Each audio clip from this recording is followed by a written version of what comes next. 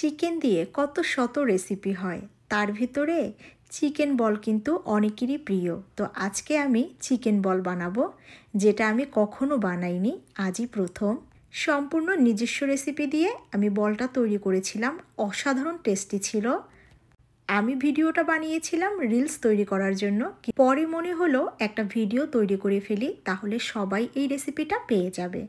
আসসালামু আলাইকুম, সবাই কেমন আছেন? নতুন একটা ভিডিওতে সবাইকে স্বাগতম। আমি চিকেনের ভিতরে আদা, রসুন এবং কাঁচামরিচ দিয়ে ব্লেন্ড করে নিয়েছি। এখন দিয়ে দিচ্ছি গরম মশলা খুবই সামান্য পরিমাণে, আর দিয়ে দিচ্ছি কিছুটা কাবাব মশলা। বেশ কিছুদিন আগের রেসিপি, কিন্তু এডিট করা হচ্ছিল না, এখন একটু মেখে নিচ্ছি। এই পর্যায়ে দিয়ে দিচ্ছি পরিমাণ মতো লবণ। আমি ধাপে ধাপে সব মশলাগুলো মিলিয়ে নিব। এখন দিয়ে দিচ্ছি কিছুটা ম্যাজিক মশলা, একটু ভিন্নভাবে তৈরি করেছি, কিন্তু খেতে ভীষণ মজা ছিল।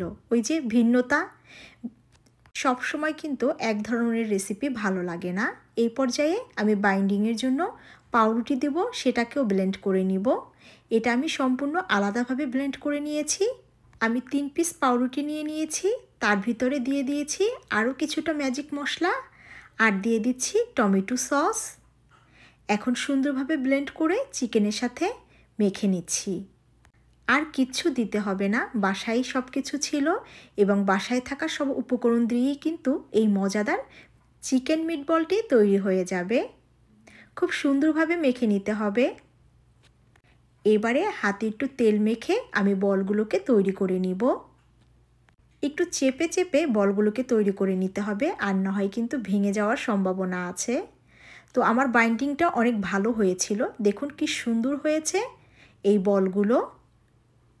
এই যে দেখুন, এখন আমি এই সব বলগুলোকে একটু ভাপ দিয়ে নিব। যারা চিকেন মিটবল পছন্দ করেন, এই রেসিপিটা যদি না করে খান তাহলে কিন্তু অনেক বড় একটা মিস করবেন। তাই অবশ্যই এই রেসিপিটা বানিয়ে নেবেন। আর আমি এটা বলতে পারি, পরিবারের সবাই কিন্তু এই বলটা খেয়ে খুবই খুশি হয়ে যাবে। আমি সর্বমোট 15 মিনিট ভাপ দিয়ে দিয়েছিলাম। এই যে দেখুন মিটবলের ফাইনাল লুক। এই অবস্থায় এগুলোকে ফ্রোজেন করবেন ঠান্ডা করে। আর আমি কিছু ভেজে নিচ্ছি, আপনাদের দেখাবো সেই জন্য। অল্প তেলে মিডিয়াম হিটে সবগুলো মিটবল ভেজে নিব।